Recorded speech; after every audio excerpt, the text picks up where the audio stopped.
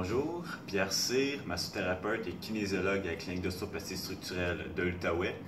Aujourd'hui, nous allons discuter de la gestion des douleurs par le traitement de la glace ou de la chaleur. Donc, on a beaucoup de clients qui arrivent à la clinique en douleur chronique et ils nous disent qu'ils appliquent encore de la glace pour diminuer leur douleur et encore des professionnels de la santé les encouragent à le faire lorsque ce n'est pas utile pour eux.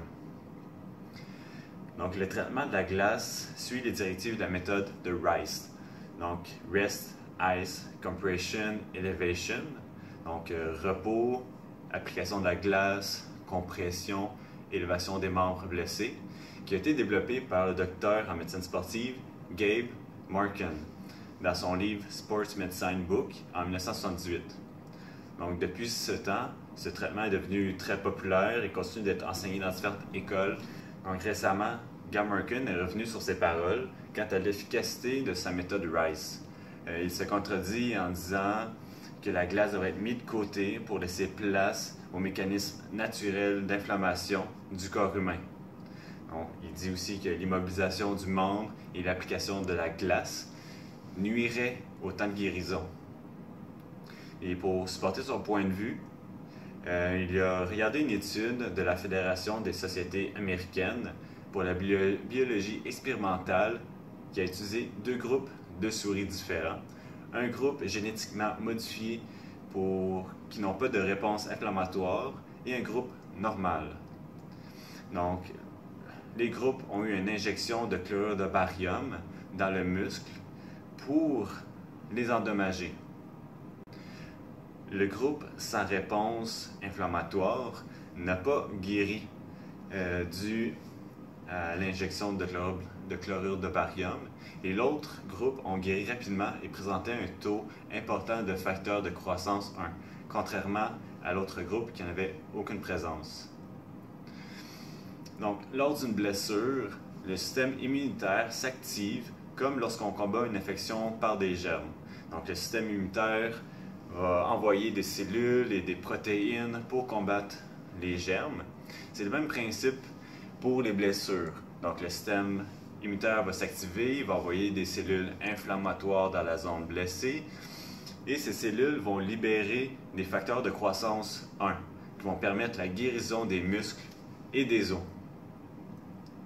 Donc, pourquoi on mettrait de la glace versus la chaleur? Par exemple, la glace qu'on mettrait sur une serviette, on l'appliquerait sur notre zone, ça va diminuer l'inflammation, faire une constriction des vaisseaux sanguins, donc diminuer la lumière dans les vaisseaux et ainsi diminuer la circulation sanguine, va permettre de diminuer la douleur comme ferait un analgésique.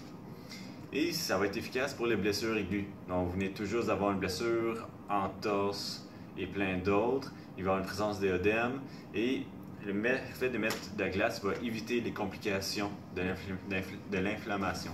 L'application de la chaleur, pas des sacs chauffants qui vont au micro-ondes, par exemple, vont offrir une dilatation du vaisseau sanguin. Donc, favoriser la circulation sanguine. Ils vont augmenter le relâchement musculaire. Donc, ça va permettre une augmentation de la mobilité articulaire en assouplant les ligaments, les muscles, augmentant la lubrification dans les articulations. Et par le fait même, ça va diminuer les douleurs. Donc, je vous suggère alors d'essayer d'appliquer de la chaleur plus régulièrement lorsque vous avez des douleurs chroniques pour favoriser l'apport sanguin et ainsi la guérison par les facteurs de croissance 1. Tout de même, si vous avez une blessure aiguë à la suite de votre accident, appliquez immédiatement de la glace pour diminuer la douleur, éviter que l'inflammation crée plus de dommages. En plus de la chaleur, maintenez-vous actif, car le fait de bouger permet de conserver la mobilité dans vos articulations, d'avoir une bonne souplesse de vos muscles et même faire un renforcement des muscles plus affaiblis à l'aide d'exercices spécifiques.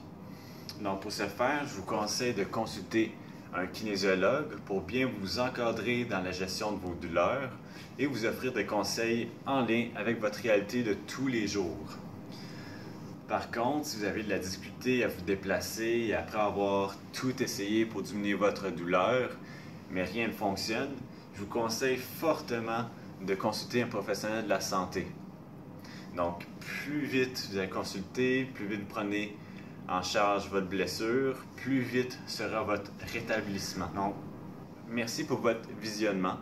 J'espère qu'elle vous a donné une nouvelle perception sur la gestion de vos douleurs et mieux les prendre en charge.